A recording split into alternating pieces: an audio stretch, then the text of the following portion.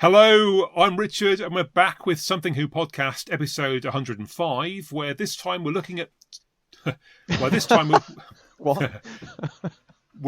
looking at.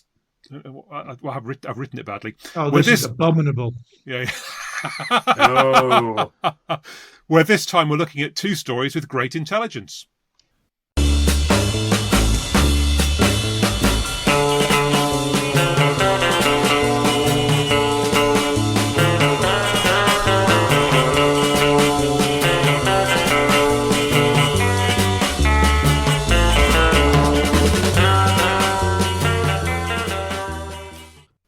Welcome to the podcast where we take something old, a Doctor Who story from the original series, compare it with something new, one from the new series, and add something borrowed, though no sketch this time, to make Something Who. Hello, I'm Richard, and we're back with Something Who podcast, episode 105, where this time we're looking at two stories with great intelligence. Initially, we'll look at second Doctor story, The Abominable Snowmen from season 5, and later we'll examine 11th Doctor adventure, The Name of the Doctor from series 7. And with me to decide whether these stories are as sharp as a tack or not the full ticket, we have what's fast becoming our regular panel, starting with writer, raconteur and amateur thespian Paul. Good evening, everybody. Lovely to see you. Yeah. Next up, it's science and astronomy writer Giles. Evening. Good to see you all. Indeed. And we still can't keep him away from this podcast. It's Lego modeler and noted northerner Rick. Well, good evening, everybody. Hey up. And I guess hello to anyone listening to this who's found us via our Blue Sky presence. I mean, although we've been doing that for a wee while, our following suddenly took a bit of a jump over the last fortnight. So if you found us via, that means you're very welcome to our podcast. So let's get down to it then. So let's jump into The Abominable Snowmen, written by Mervyn Haseman and Henry Lincoln, and directed by Gerald Blake. As my opening preamble, I suppose I'll say that I encountered this story at some point in 1975 in a Target book written by Terence Dicks, which apparently was the first one written that featured the second Doctor. Mm. And then I saw episode 2 in Bradford at the cinema at some point in the early 80s. Ah. And then saw that again on the Lost in Time DVD. I guess would have listened to the audio CDs as well at some point, and then finally came across the DVD release, last year, wasn't it? Who knows? Oh, good question. Relatively recently. Apparently I bought it because it sat on my shelf. It says 2022 on it. Maybe it was the year before last. That would kind of figure, yeah. I'm going to have to go back a bit. Why was there a screening of a single episode in a cinema in Bradford in the early 80s? It seems... Well, it wasn't only that I saw. I know, sir. Go on, Giles. No, you Richard. tell us. No, Richard. You tell us your one first. Yeah, and then Giles will correct you. I think it was something to do with the NFT. Hmm. But anyway, non-fungible tokens. That's exactly it. Yeah, Go ahead. yeah. But they came up north with the Daleks episode 2. There was the Ice Warriors one, Seeds of Death, Right. episode 3, I think. I think there was a Web Planet in there as well, or maybe it was a crusade. Okay. Or maybe it was a crusade. I can't remember. It was a random selection of stuff. But yes. Giles, help out Richard's befuddled brain and tell me what year this was. No, I don't. I don't know was about it that 82? one. I got a feeling I do. 82 sounds familiar. I think I do remember reading about it in DWM. No, hang on. Anyway, I'm being extraordinarily jealous and wishing to do more of this sort of thing, but I couldn't even get to London for the NFT at that age, let alone all in the wilds of the north. So the National Media Museum, it's had loads of names, National Television and Media and Film and Museum, for a long time had a stock of original films, and you could go in a bit like a library, look through the catalogue and request an old programme for you to watch on your Todd in a little booth they had.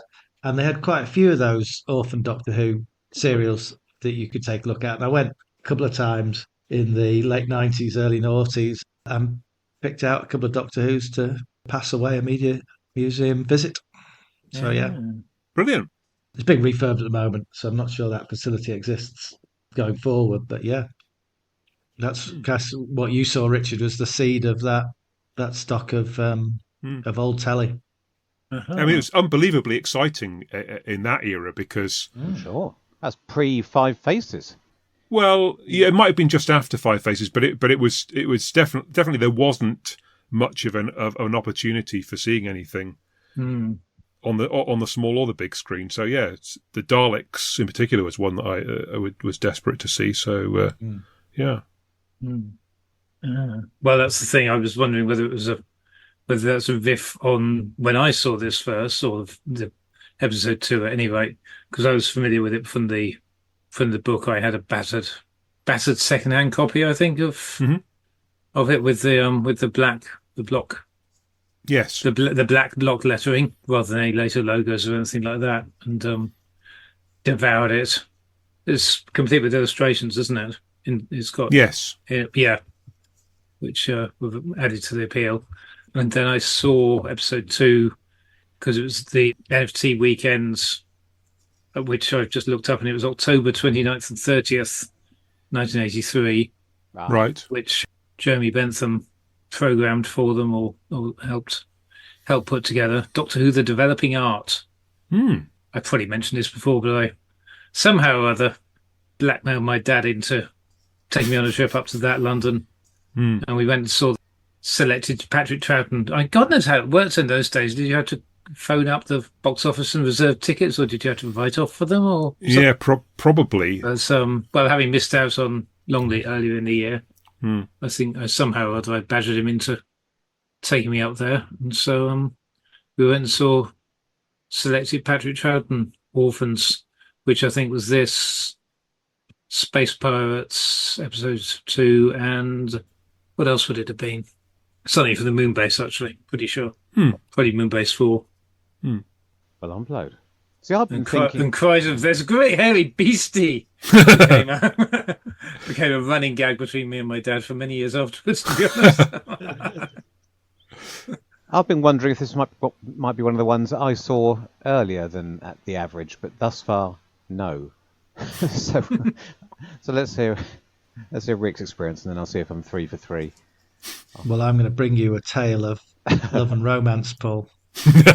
The 2 Target books, the Yeti Target books, were amongst the ones I kept returning to as a child. And about 20 years ago, I was set to get married. We'd saved some pennies up for the wedding, saved some pennies up for a week in the sun for our honeymoon. And I'd been squirreling away, final few pennies, and I thought, how do I really want to while away the hours on my honeymoon? And I treated myself to the audio CD collection for the Abominable Snowman and the Web of Fear. So I could sit endlessly in the sunshine, imagining I was in oldest Tibet and the deepest, darkest London Underground. And I probably listened to them both several times during that week. And as a result of that highly romantic gesture, I relived it this time by starting with the BBC audio collection. What a delightful gesture. It was, yes. I thought you were going to say you ditched the honeymoon and spent it all on buying episode 5 from someone off the back of a lorry and out of the back of a burger van. What person you take me for? I'm coming with tales of joy, not betrayal. I thought it was bad when I wanted to skip off to see Revenge of the Sith during my honeymoon, but anyway, I can't really top any of that. I suppose I must have read the book, but I was trying to remember which I saw first. This is slightly irrelevant. Snowmen 2 or Web of Fear 1. I've got a feeling I might have had a bootleg Web of Fear 1, so I didn't see the full Abominable Snowmen 2 until it was on BSB in 1990. Because remember, I was the person who had BSB. Of course, yes. And they started from the beginning, I think, but then went sideways one weekend when they had a sort of anniversary weekend in, I guess it must have been November 90, was it? And they threw in a load of more obscure stories and odd episodes. But the other thing I do remember, the first time I saw any of it would have been whatever year it was, 83, 80, no, maybe 84, when they found the film insert. You know, that little bit of the Yeti running down the hill after Jamie and Victoria, part 2. Because it is just our luck that the one insert they found is from an episode we've already got. But that was discovered, and it was shown on the local news. I'm fairly sure, was it the South East News, not the actual national news? Although why it would have been the South East News, I don't know. Maybe somebody can correct me on that. It was the era when I used to be perched by the video. I used to be perched by our video, waiting to record it, because Doctor Who was popped up on everything all the time, and I was always waiting to record clips. Oh yes, yeah. And I managed to dive down and record this. It was, I think it was about a mountaineer about to ascend the Himalayas, and by coincidence, it wasn't long after they'd found this clip, so the BBC News decided to show it to illustrate a story about a mountaineer. I'm starting to doubt all of this as it's coming out of my mouth, but it sounds eminently plausible. Knowing local news, I've got it somewhere on a tape, but I'm not going to go off and check just for your satisfaction, so you can stick it. and then what? Lost in Time DVD. Yes, I suppose the lovely audio narrated audio book would have been the second collection of audiobooks I bought after. There's Adventures in History, Mythmakers. I was about to say, was it Marco Polo, Mythmakers and Massacre? Am I thinking of that? That sounds like that's the Omni rumour, I'm sure. Yeah. No. What the hell am I thinking of? Maybe it was Mythmakers Massacre in the Highlands. Anyway, whatever the three historicals were they booked together, and then of course the Yeti box set, which wasn't called Yeti Tales. That was the DVD set, wasn't it? Because that's a title so asinine. Yes. It could only come from that Dan Hall DVD era. But anyway, whatever it was. Yeah. Oh, and then today I decided, as I hadn't watched the cartoon yet, I decided that I still wouldn't, and I watched the Recon. No. I had grand plans to maybe alternate episodes between the Recon, which is static but authentic, and the cartoon, which I was assuming would be less authentic because I've seen them before. But it would at least move in a mildly engaging way. And you'll be thrilled to know that in the end I had the Recon on the big telly and the cartoon on my phone on my lap, and I just darted my eyes between the two of them constantly in a way that probably meant I didn't take anything in. But we'll discover that, though. At the end of the next hour, you can tell me whether you think that was a good strategy or not. A multi-screen approach. I'm intrigued. Yeah. I mean, yeah. I realised within seconds it was a bit perverse to have these grainy, blown-up images of low-resolution telesnaps on the big screen, and this lovingly crafted HD cartoon on my phone. But the perversity appealed so much, I stuck with that. Splendid. Yeah, I went for the Recon. I went for the Recon because it was the only thing I hadn't yet seen. Because I did watch the animated version at the BFI when it was shown there. I have a terrible feeling I did fall asleep during that at some point, briefly. I personally find the recons on these DVDs perfect because they've got whatever moving footage still exists, plus, as with this one, you get occasional bits of animation to help tell the story, but you don't lose, the photos of the actors' faces. And I find that more engaging, kind of seeing human expression than I do seeing the kind of more staid animated faces. So yeah, it works for me. But look, the great thing is you've got a color animation, a black and white animation, and a recon, and you can choose which one you want to watch. I shouldn't admit this, but I'd completely forgotten until you said that there's a new recon on the DVDs. I watched the older loose cannon one, so. Oh, right. God, there's yet another one I could have gone for. Splendid. Yeah, sorry. Yeah, I took a kind of smorgasbord approach and watched, having seen the full colour animation at the at the NFT BFI showing. So I did episode 1, then I did episode 2. Episode 1 in black and white animation. Episode 2 live, then went back to episode 3 for animation in black and white, and then I watched the remaining 3 on recons instead. I knew you'd have a system. There was no particular system to it at all. Well, I hope in that case you tossed a coin for each one. Well, yeah, that would have been an idea. But the annoying thing about it is they don't have any production subtitles on there. So you're no wiser. So I'm no wiser. I am older as a result of watching it. What's going to happen now if I have any questions, which I will have? Well, you'll be delighted to know that I've scoured Wikipedia. Excellent. And also the depths of Toby Haydock's, or should I say, finish that sentence. Chris Chapman's film with yes. Toby Haydock on it. Yes, I did. Yes, I have seen that. Yeah. Very good. So Rick, how did you decide to navigate this one?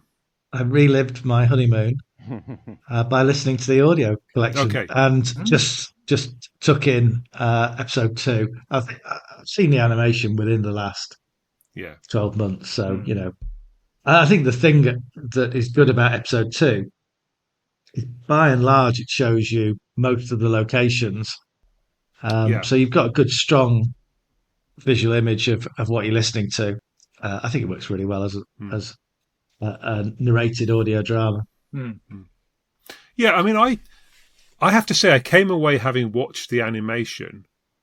I mean, notwithstanding that I might have fallen asleep for 10 minutes in the middle of it, feeling that not a lot had happened. It sort of felt like I'd been, I'd watched it for however long it was, 2 and a bit hours, and I wasn't really convinced that a lot had happened in any of that time. I came away from having watched the recon thinking it was pretty tight, actually, and plenty of tension. So I don't know, maybe it just depends what attitude you've got when you start watching it, but I found it pretty engaging this time. That's certainly possible, but it depends what mood you're in, because I'm struggling to remember.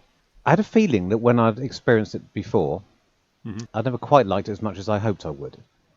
Certainly by comparison with the Web of Fear, and I think I'm going back to before I'd seen the Web of Fears, or even when they were both only existed in diminished form.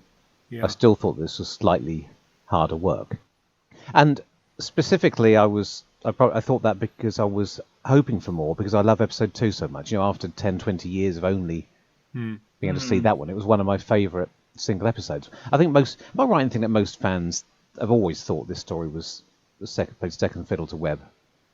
Is that a fair assessment, or is... Okay, I think that's how I feel about it. Yeah. But because you read the 2 targets together as a kid, they're almost just simply a 12-parter in my head canon. Even there, I mean, I suppose Webb slightly edges it when you've only got Webb 1 and Snowmen 2, but there's much less in it because it's so atmospheric and so well directed. I think that episode we've got. Yeah. And yet, when I experienced the full story, maybe the slow pace. I don't know. I don't know if it's the pace. Is it slower than Web of Fear? I suppose must be more. I mean, they're both fairly leisurely, but there's more action in Web and more people running around, soldiers shouting at each other. So maybe just in superficial ways like that, it feels brisker. But I do remember, not so much listening to the audio, but the first time I watched the recon on our big run through, it being one that I unexpectedly found hard work, and yet on this latest go through, I've come full circle back to my original thought, which was that I think this is one of the stories that would benefit most from being seen in full, being recovered. Yeah. I'm not sure how popular that opinion is, but I just think it loses so much because it's so dependent on atmosphere and not so much on dialogue. And although listening to it as its own kind of atmosphere, it's not always riveting. Whereas I think if it all looks as good as part 2, then I think I would be gripped. Yeah, I'm not sure it's that evenly paced a story.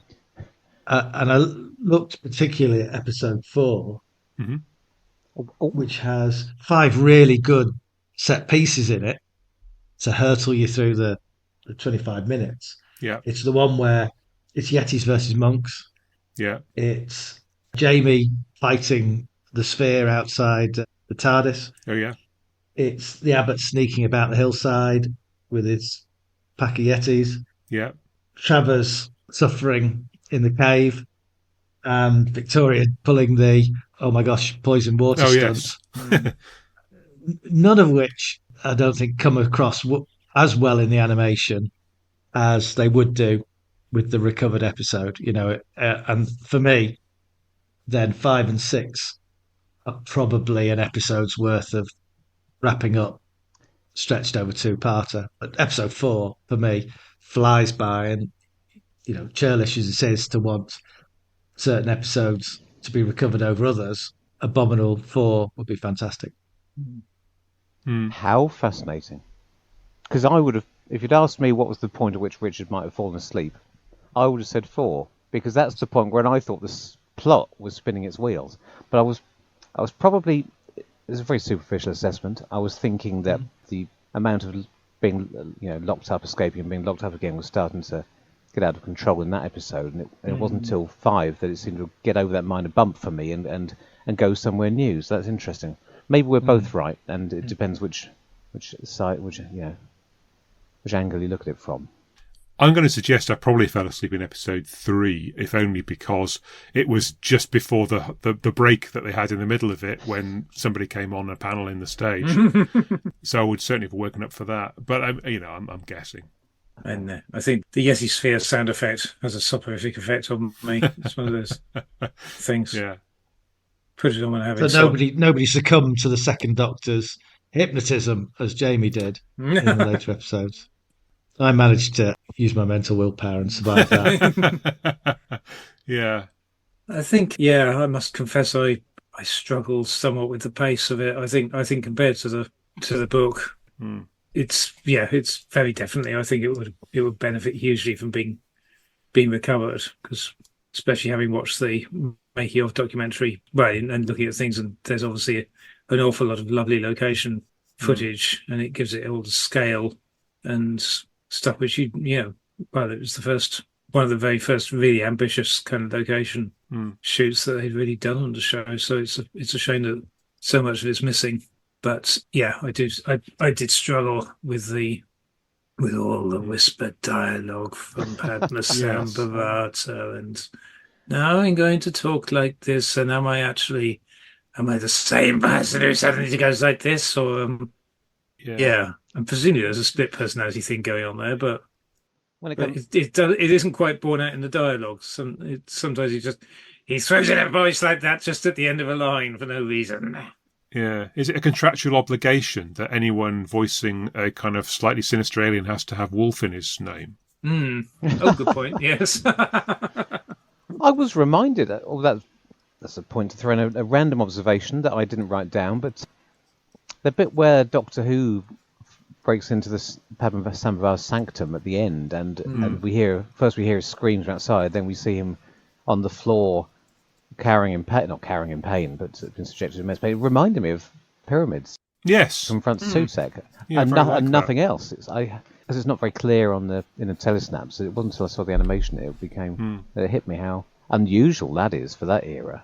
And indeed, in general, we'd never seen it before. We don't see it again until 1976, and we should see it more, really. So I think you make an interesting point, Rick, about the Doctor's hypnotism. It felt to me, watching the story this time, that Hazeman and Lincoln take the whole kind of Buddhist monk thing quite seriously. You've got Padma Sambhava, who's travelling the astral plane and meets the great intelligence. You've got hypnotism in several different places. It sort of feels like the whole kind of spiritual side of things. I'm not saying that necessarily it's a beginner's guide to Buddhism, but it does feel like, and look, you'll probably tell me there's some terrible cultural appropriation in here somewhere along the line, but it feels like it's treated for 1967 quite sympathetically. And, some of the stuff sort of, it feels like it's sort of lifted from that philosophy in much the same way as Barry Letts does later on, I guess, and not questioned really. Yeah, I mean, I don't profess to know that much about Buddhism, to be fair, but there are some things which I think the writers are trying to be very reverent about.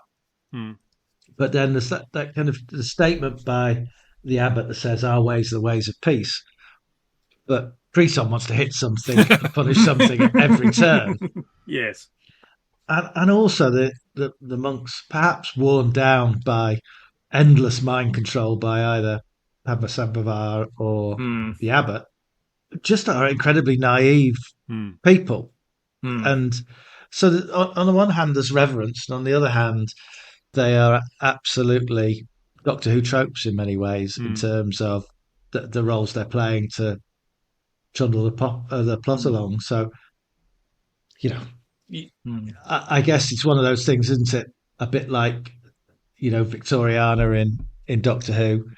These things, it's how they exist within the Doctor Who universe rather than being absolutely historically accurate or indeed educational as the program originally set out to do. I'm happy to take on face value that's what a Tibetan monastery looks like in the Doctor Who world. Yeah, I did have a chuckle at that bit where Travers sneaks out by the cunning plan of just saying, "Oh well, the abbot gave him permission." Yes. And whichever one is the guard on the gate. I was, okay then. Just hasn't occurred to him that anyone might lie about these things. Well, he's an English gentleman. I mean, Well, yes, yeah. There was a moment of dialogue where I thought they were going to go down that line, and I thought, okay, well, and it didn't in the end, fortunately. Well, that's only because he doesn't really finish the thought. He says he's an Englishman, and it's not entirely clear whether he's saying that's a good thing or a bad thing. He's just making a comparison between how trustworthy Travers is compared to the Doctor and his friends, and it's a bit nebulous what he means by that, because the Doctor's an Englishman as well. So yeah. English presenting. And Victoria is an English maiden, and she barely makes an effort to fool people into allowing her to escape the cell. It's hard to imagine what other ploys she could have made that were weaker than the ones that she tried. Could you just go off and make me a cup of tea? Well, in fact, can you make me a 3-course meal? Don't worry, I'm not going to move from here while you're doing that. Yeah. That being said, and I like the concept though. I think it's a great. Yeah. It's a great idea, and like the general setting, and obviously it's kind of. This is around the time of peak when I guess the 50s were really in the mountaineering era. That was where the sort of the peak of mountaineering, if you pardon the pun, was when there were all these fascinating, like the Eric Shipton footprints in the snow and stuff like that. And it was certainly a staple of my copies of the Unexplained magazine. Part work when I started getting that in the 1970s. And so I think there's a lot of, it's a good idea. It's a nice setting and unusual to do it like non-contemporary. It's done with the same amount of care and attention as a Hartnell story set in Tibetan Monastery would have been, wouldn't it? Except you never think of it that way because it's clearly a base under siege story and has things in common with the stories around it. But in fact, there's a nice blend of the two. Yeah. So Giles, I suppose you're our resident Henry Lincoln expert. Oh God. Henry, dear old Henry. Yes. Yeah. I don't know. I mean, clearly he was obsessed with various different religions. I don't know if that. Yes, well, this all predates the Holy Grail. Yes, shenanigans and all of that. I met him a couple of times. But we sort of saw him speak at things. Should have quizzed him about Yeti and things. Apparently, he was a friend. But apparently, he was a friend of Troughton's. Right. That's where it all apparently originally kind of came from. That Troughton was bemoaning or saying he'd like more historical, something with a more historical and earth-based kind of setting. And this is only good. This is according to Shannon Sullivan's stuff, which he's lifted from various generally well-researched websites and publications, I think. So that was where they sort of started thinking, let's him and Haseman decided to come up with something Earth-based and based in modern mythology. Toyed with the idea of the Loch Ness Monster. Decided to leave that for later, obviously. Interesting. That does beg the question of, I wonder whether the Loch Ness Monster would have featured in the mythical third Yeti story if that had happened. I'm not making this up, am I? I knew it was supposed to be a Jamie-based, Scotland-based story, but I'd never heard of the Loch Ness Monster before. No. Oh. I'm just thinking, Yeti in a Scottish castle or something like that. You wonder, would they have been able to resist the temptation to stick the Loch Ness Monster in there in some form? I don't know. And the Yeti are incongruous enough when they turn up on the tube, aren't they? But never mind a Lewin tooting back. Well, yes, yeah. Did we cut you off in your prime there, Rick? I feel like I stepped over you about 5 minutes ago. No, I was. One of the things that about the going for the Abominable Snowman line is the Hammer film, right? Which would have been around about 1960, I guess, maybe late 50s, which is a tremendous watch. Has that kind of it's alien behind the Abominable Snowman type approach. I just wonder how much that was in the consciousness of the writers when they said, "Look, where should we base it?" It does make for a really classy location, but unlike the Hammer film, which really goes to snow blizzards and really makes the location tortuous in itself, this is a nice homely, again, Doctor Who version of what the Himalayas would be like. And I think it makes a wonderful backdrop and a wonderful change of look for exactly what you were saying, which is a constant base under siege type season. It stands out, I think, for the location. And watching Yetis run around on that hillside, I could watch that for hours, I think, just in itself. They just look great. It does feel like it's a nice change of pace, this along with Enemy of the World, compared with, because all the other stories, and obviously Enemy of the World is its own thing anyway, but all the other bases under siege are sort of quasi-military or sort of establishments with a very hierarchical and this is hierarchical as well. And I guess you could probably take a lot of the characters and map them onto the same stereotypes you get elsewhere, but I think the fact it's a period piece just some of the stereotypes come over quite well for me. That's one of the things I was thinking early on, because one of my pet hates in Doctor Who is the suspicion with which the Doctor's greeted whenever he arrives. It's very predictable. It's often very overwritten and just quite annoying to watch. We get that here with the head monks and also Travers, but somehow it's sort of diffused a bit because Travers is clearly so paranoid, at least early on. It seems that fades away eventually. You're looking for I guess he must have just been momentarily. You really get the feeling that it's just him early on. He actually is a rather angry and paranoid man, and it's not just because of the strange things that have been happening to him recently. But somehow he gets better. Guess the fact his mates just died. Anyway, it's just less annoying than some of those heads of, maybe because he's not in a position of authority. He's got a tenuous position there himself, so maybe that's why he is slightly more subtly written. And all the monks have different angles, don't they? I was also talking about the film version. Sorry, the Hammer film. It is odd that they don't make any use of snow as a threat, or even just mention it once. It's like it's such an obvious thing to do, and if it had been made, it makes me wonder if somebody said either there isn't going to be any where we film it, or that's too difficult to film even if we fake it. Because if it had been a few years earlier in a Hartnell story, they would have faked it, like the Keys and Mariners or something. They would have, and in fact, because we get a load in the story immediately afterwards, don't we? So true. Maybe is it to avoid repetition with the Ice Warriors? It's odd. I mean, it doesn't need it. It doesn't need it, but Polo, don't you? Yeah. So yes, that's pretty much I was about to say it's the only snow we get, the footprint's in, but even it isn't. It's in the mud, isn't it? Oh, yes. The Yeti footprint. So I just vaguely interested to know whether writers just didn't go down that route for some reason, or if they were told there are many good reasons not to put snow in, so please don't put snow in. Yeah, it may just simply been a logistical issue. The real world undermining the ambitions of the writers. But would they have even thought about how much location film there was going to be? They wouldn't necessarily have expected a lot, unless of course they were sort of writers that script editors curse, who don't think about that sort of thing. But we don't know.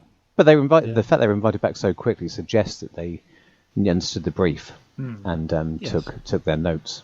So I think, like you say, it is a well constructed story in terms of the characters. The monks, definitely, some of them are less distinguishable on audio, but their actions are definitely, they each play a significant and different role throughout the piece. And I do really like Travers. On episode 2, where you can actually see him act, he has a bit of a twinkle in his eye and a bit of a dream acting job, in the sense that he gets to play Travers in a number of states throughout the story, and that must have been great fun. And he kind of ends in a really positive state, doesn't he? Where he's almost got back his youthful enthusiasm for Yeti finding right at the end. Yeah, I think, again, we would benefit hugely from seeing Travers on film in the missing episodes. That's why I was trying to remember what order I saw the two stories in. I feel like I saw Web of Fear 1 first, because I was used to that Jack Watling playing a very angry, embittered, slightly over the top version of Travers because he's doing all the old man acting as well. I feel like that was the version I had in my head first, and was expecting him to be a lot more normal, as maybe a more restrained performance in Snowmen. And then when I finally saw it, it's not actually as different, especially in the early episodes when he's slightly elevated. There was that long clip of Travers arguing with the museum owner from the Web of Fear 1 that was on the Did You See compilation of clips in whenever that was, 82, 83, no, 80, just after Earthshock, so 82. So that was out in the wild. I don't know if you saw that. That might have... It's particularly fruity in that, isn't he? Yeah. Because it's on film, maybe. Yeah. Troughton, it feels to me, is in pretty good form in this. He's got quite a lot to do as well, in that he's got the whole kind of mysterious, the Doctor's been here before. He's, he expects a fantastic welcome, and then there's the suspicion. But yeah, all the way through it, it's maybe not quite the acting job he's got to do in Enemy of the World, but it feels like it's enough to keep him interested. And I think also he's probably come to life because he's got Jack wattling around. It feels like the team of him and Fraser Hines and Debbie Watling are kind of gelling quite well. They've been together for 2 or 3 stories by now. So yeah, it just feels like they're probably at sort of peak enthusiasm. And the script balances well the humour and the deathly serious elements that Troughton has to perform. I think when it's funny, Abominable Snowman is really funny. Yeah. When the Doctor's taking on the Great Intelligence towards the end, it's played with the stakes really well played by the Doctor. I liked it simply for that range. It's it feels like it had slightly less humour than most stories of this era, but not in a bad way. I don't know, but then again, I haven't watched one for a while, so maybe not. But when the Doctor gets a funny bit, a funny line, or a funny moment with Jamie, they tend to stand out because they're quite few and far between here. I don't know, maybe it could just be me. I mean, in particular, the line that really stuck out to me, and it's not one of the little bits of business with Fraser, but at the end of the big Yeti attack, the Doctor mutters they came to get their ball back. Yes. And my initial thought was that an ad lib? No, not an ad lib, but an injection by Troughton. And then now I'm thinking, now I was going to say that, and now as I say it, I've lost confidence. I'm thinking it does feel scripted. It feels like, so it may not. But because it stands out, maybe it was a injection by the script editor who just went through thinking it needs a few jokes, but it doesn't have that ad-lib feel to me. It feels like somebody writing a joke, but quite a good one. But the bit about Jamie suggesting that, the doctor suggesting that Victoria and he should make a quick getaway because Jamie has an idea. Yeah. It's one of my it's an all-time favourite moments. It's very cruel. Poor Jamie. Yes. He's got a really good put-down line when Jamie finds the bagpipes in the in the chest as well at the start.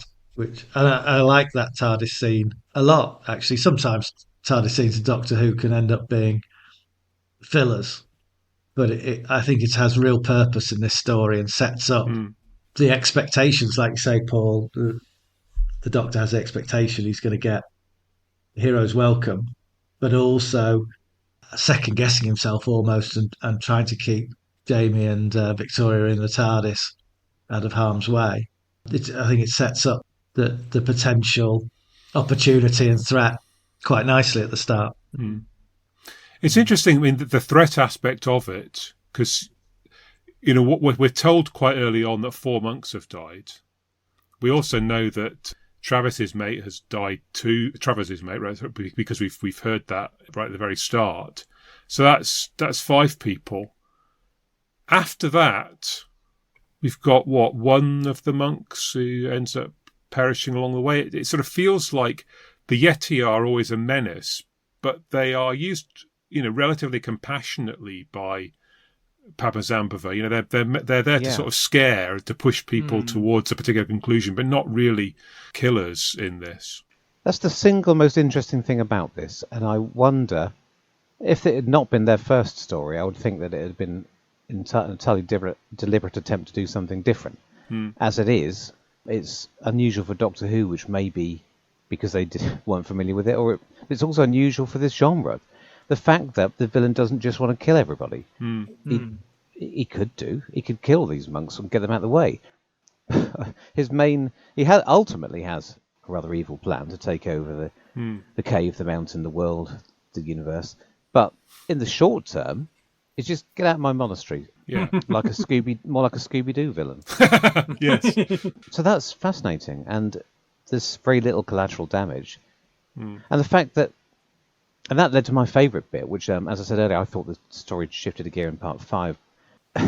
Most of episode 5 is a battle between the Doctor and the Great Intelligence through Victoria. But the stakes are whether or not they will get to leave the monastery or not. The Great Intelligence wants them to leave and hypnotises her so that she will keep begging to be taken away, and the Doctor wants to stay, so he has to break the conditioning. What an unusual dilemma to be in. And yet it doesn't feel like it's unimportant. It feels vital because we know we can tell we're getting towards the ultimate confrontation. Although the Doctor still doesn't know who he's dealing with, but I thought that was fascinating. Yes. Yes. What you're saying about the Yetis, ultimately, they do kill, but actually, like you say, their purpose is far more to manoeuvre. Like pieces on a chessboard. Yes. That whole play with Travers thinking that these are the real Yeti, and so why are they behaving in this odd way? And there's a lot of play between that kind of mistaken identity between what Travers and the monks think the Yetis are really like, the robot Yetis, and what we subsequently learn about them, and the disbelief of the monks that even presented with a metal creature with fur on it, still believing there's some kind of armor protecting the creature within. And the fact that the Doctor starts out as a visual comparison to the Yetis, and all of this work its way round the hillside in terms of them working out, well, what really are these Yetis? What really are their purpose? And it's that process of determination that in the end leads the Doctor to they're under control, so who's controlling them elements of the story, which I think is where parts 5 and 6 really kick in, like Paul says. Yes, so despite my mini gripe that I thought it lost steam slightly, which I may well have been wrong about. It does build nicely over the 6 episodes, doesn't it? It's not one of those. It is certainly not one of those 6 parts that fails to fill its length. Mm-hmm.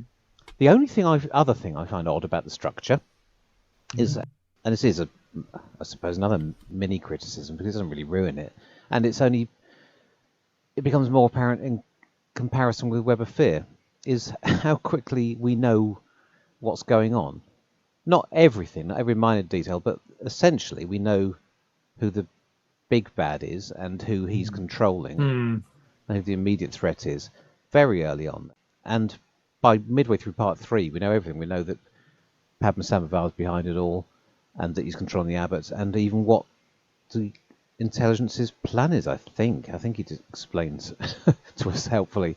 And even before then, I can't remember if it's episode 1 or just episode 2, we see him doing a spooky whispering. So really there's never any real doubt as to who's behind all this. There's no twist. Padma Samabhar looks spooky from the beginning, and by before the halfway mark we know that he really is, and there's never any twist. There's certainly no, and compared with Web of Fear, which is one of the best Doctor Who mysteries ever, there are so many layers of mystery and intrigue. Who's been possessed? Very, very clearly defined as to who it is, who is the... Now, if I'm criticising this by saying it's not as good as the one they wrote after it, then that's, then I can't really blame them. It's not a criticism of this, it's just saying that they took what they'd done and made it even better the second time round. Thought, how can we improve this? Add some extra mystery. But I do think it's a bit odd. It's almost like, what would you lose if you took out all those scenes of Padma Samabhar talking to himself? You'd still have the Yeti, which are the monsters. So you might argue that's all you need. Got something for the kids. You don't necessarily need a second villain. But there you go. Any thoughts on why it's written that way?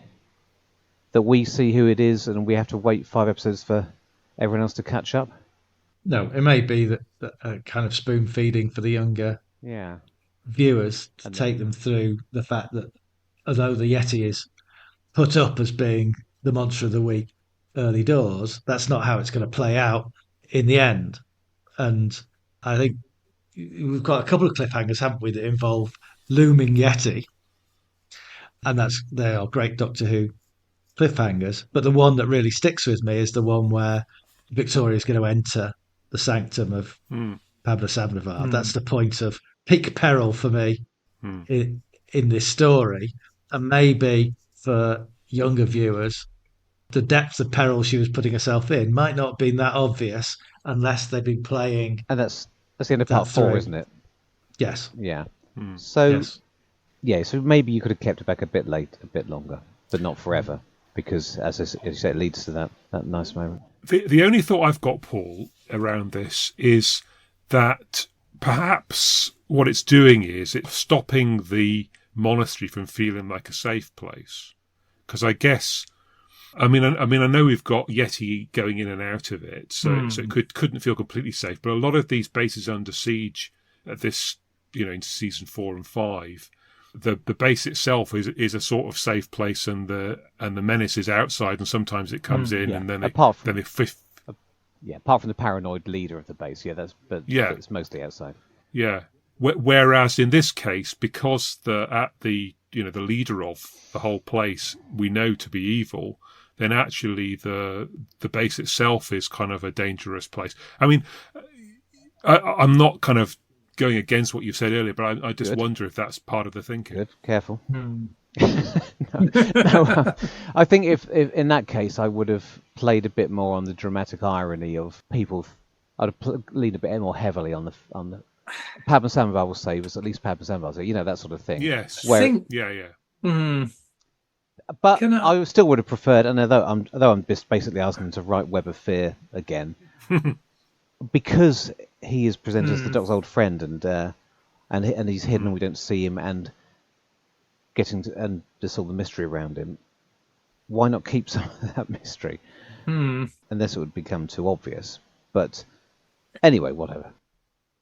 Go on then, Giles.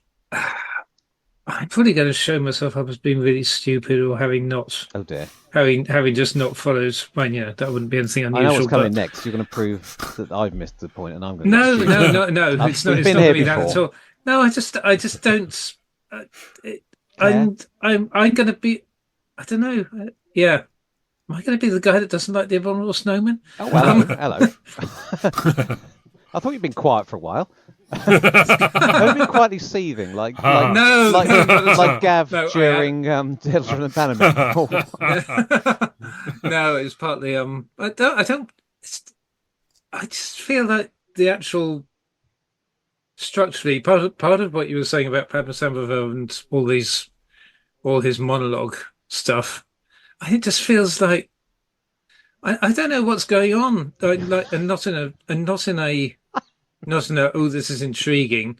And like, so hang on, in the first, is it the first episode or the second episode where they go in and Tom Mee finds the abbot goes into the sanctum.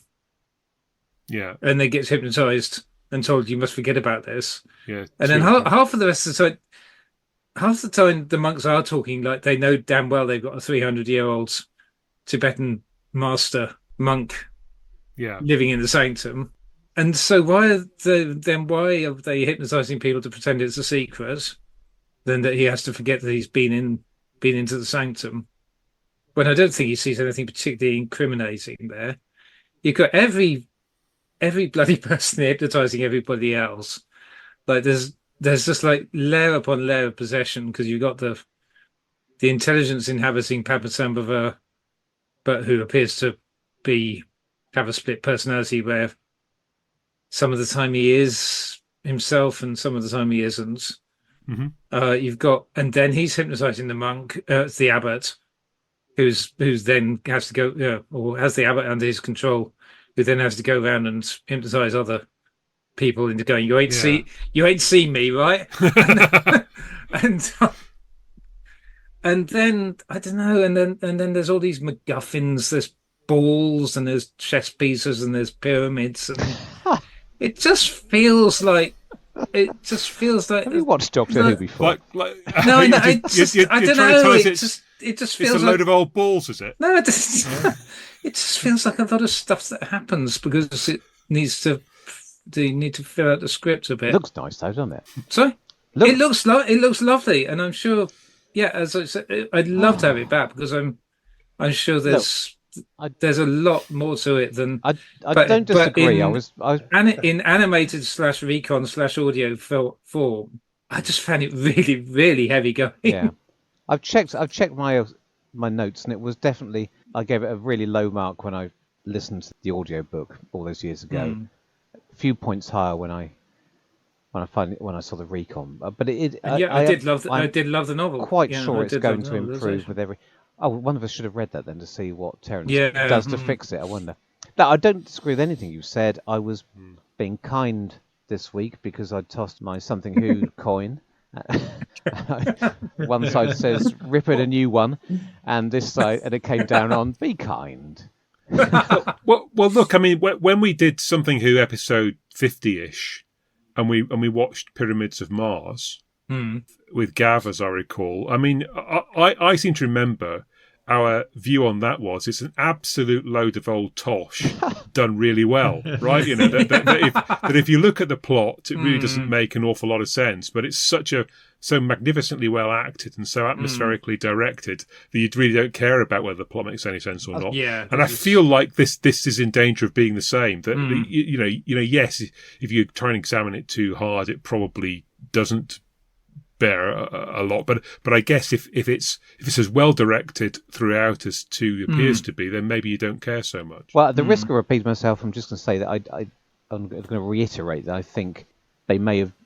They put as much effort as they thought was necessary into this story, and then they tried a bit harder, learned some lessons on Web of Fear, made it tighter, more mysterious, more engaging.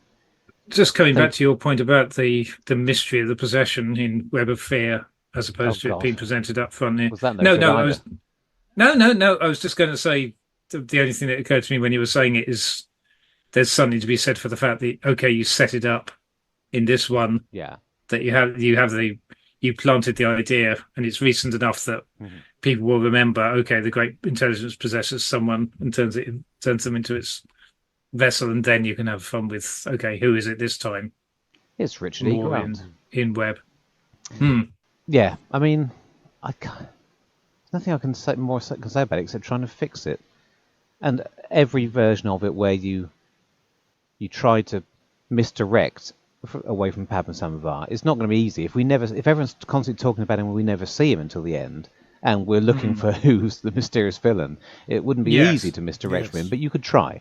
And as you said, when people are constantly hypnotising each other, you could do that same Web of Fear thing where they're passing the torch. Who is it?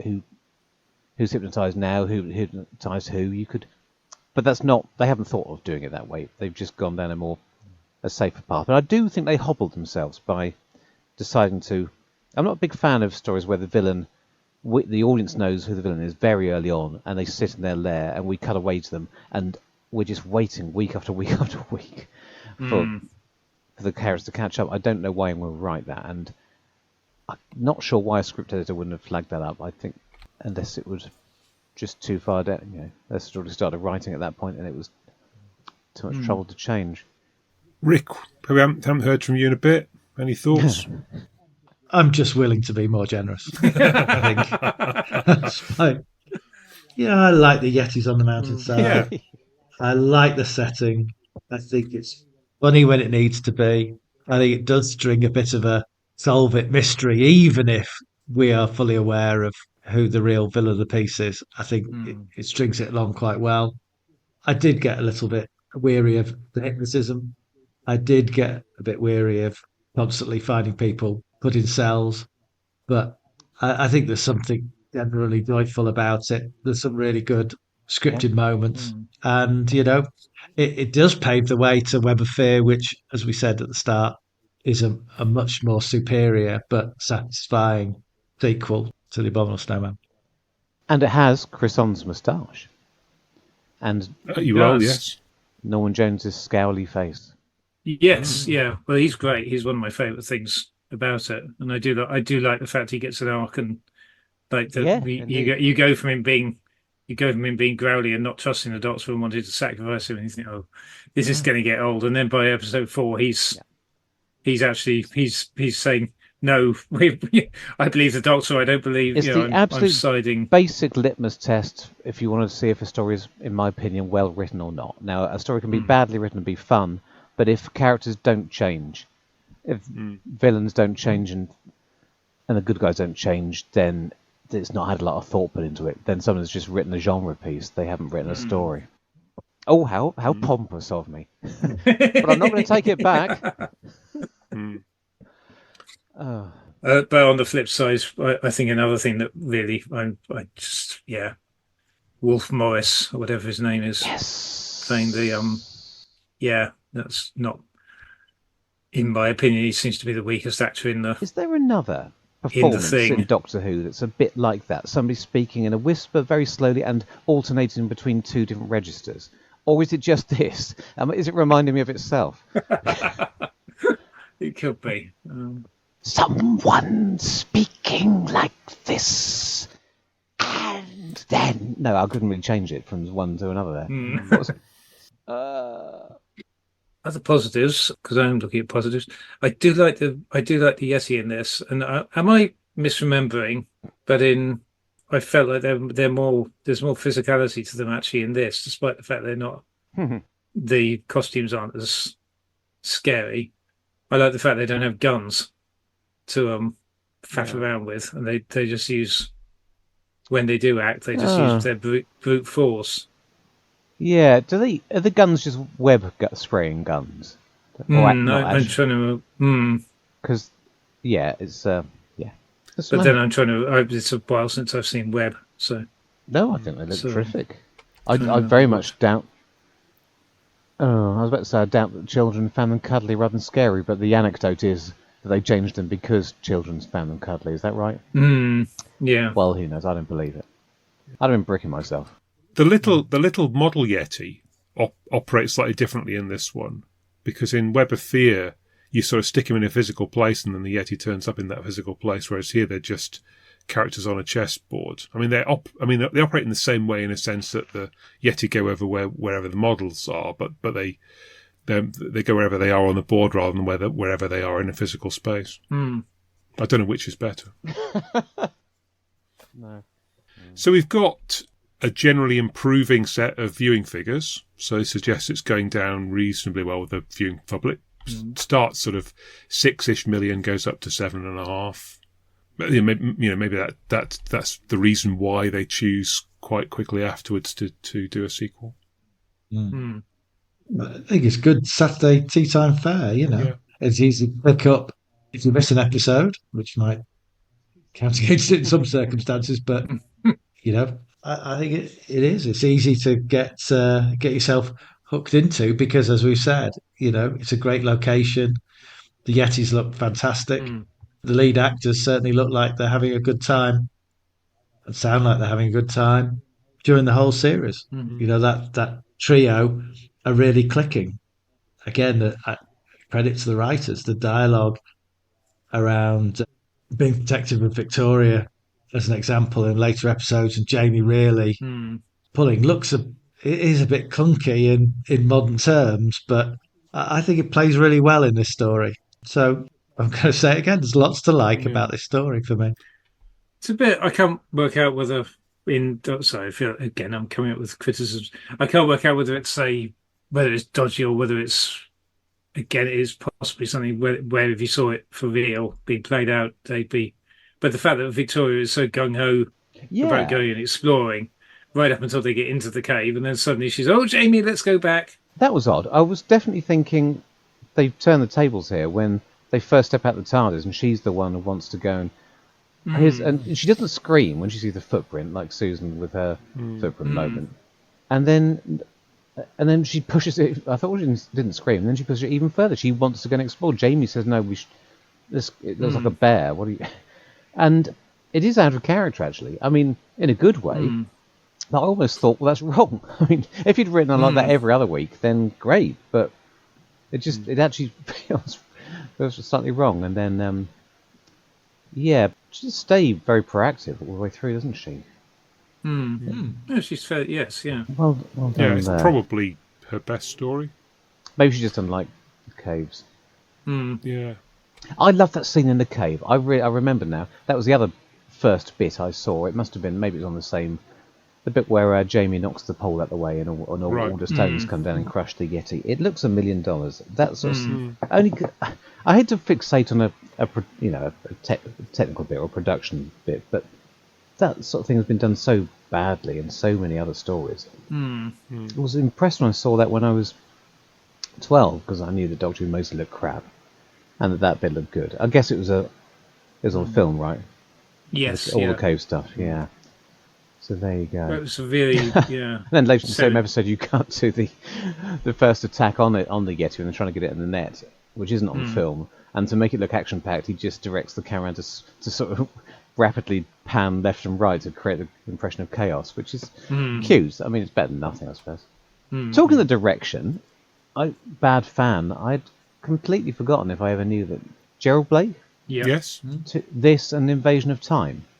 Yes. Yeah. Which doesn't look like $1 million particularly. No. He doesn't manage. It's about £2.50, doesn't it? Looks like somebody's borrowed a Super 8 camera and wandered around the deserted mental hospital. The entire thing looks like that. Although, he only had £2.50 left at the end of 1970. Don't make excuses for me. Clearly completely lost whatever talent he had over the intervening 12 years. No. Maybe there are nice bits in Invasion Time I'm forgetting. I wouldn't look too hard for them. People are looking sceptical at me. I tell you what I love about this. I mean, it's clever direction and also clever model, but the little metal sphere has tiny wheels at the bottom which make it move by remote control. So actually, when you see it moving along, it's not somebody pulling it with a piece of string. It actually is doing what it appears to be doing. But because of they're shooting it from a high angle, you can't see the little wheels underneath it. I would never have guessed. I didn't know that until I watched the documentary the other week. Okay. Yeah. So I was impressed by that. Yeah. Yes. That is impressive. It didn't make for the best cliffhanger. No. At the end of episode 2. One of the balls is look, moving. balls Now the other one's rolling moving. around, yeah. It wasn't scary when the first one moved. When that second one moved, my God. Yeah. I guess other bits and pieces. So if we'd had Jess on this one, he wouldn't have had a lot to talk about in terms of music. Oh, of course, yes. Yeah. Nice wind sound effect and a bit of monk singing and Troughton on the recorder, and that's about it.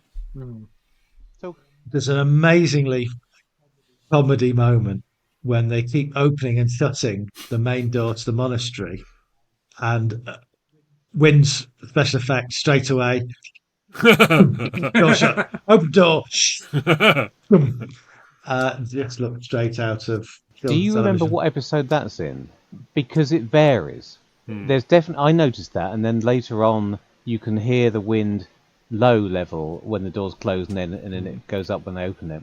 And the reason I'm interested in that is because I was watching the recon with authentic production stills and the cartoon, and in the cartoon that courtyard, the first room beyond the main doors.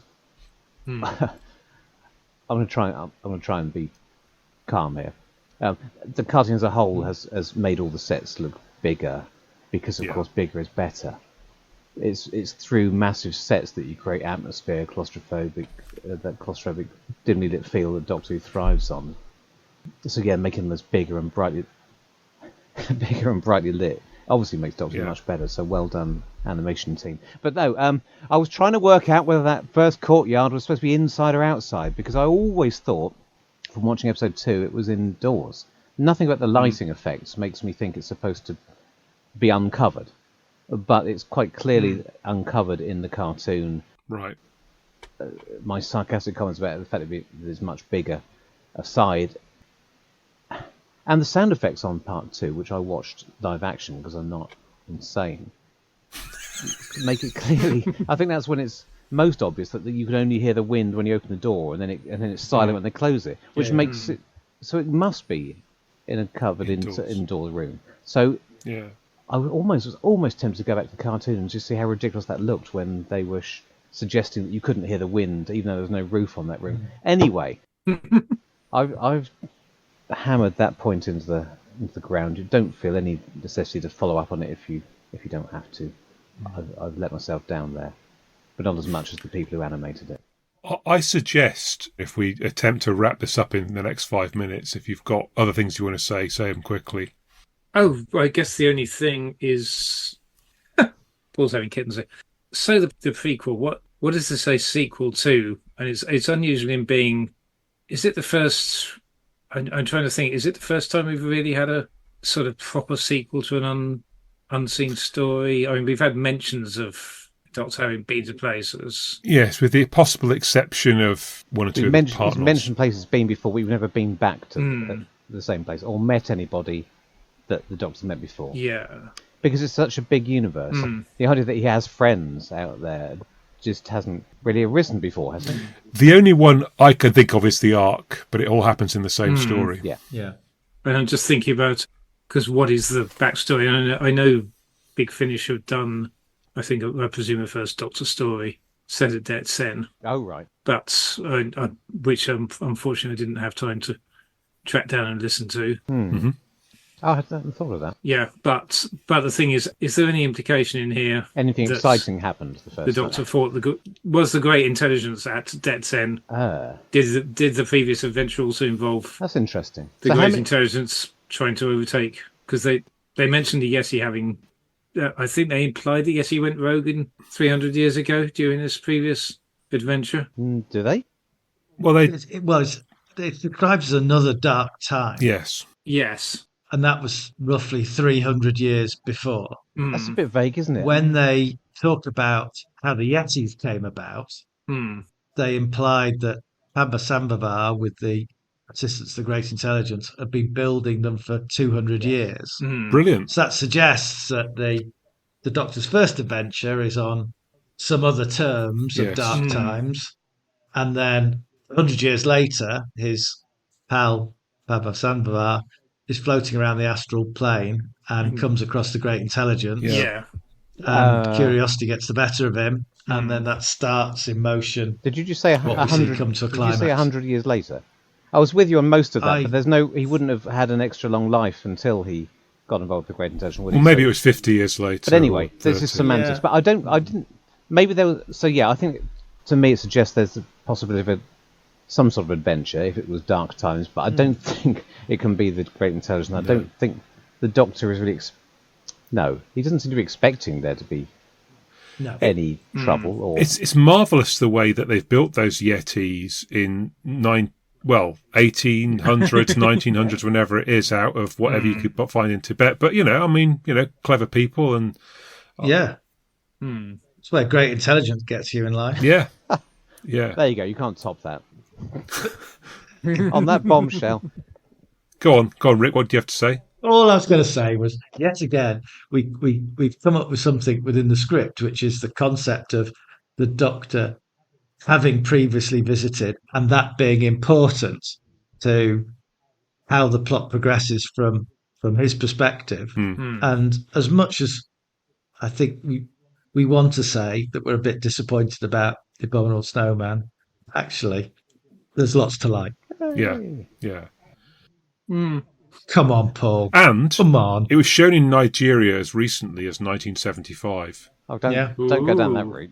Yeah. Alongside such classics as The Web of Fear and The Enemy of the World. So who knows? Who knows where those film copies are? I used to be able to remember where they were, how all that worked. Don't you start? Well, you have now.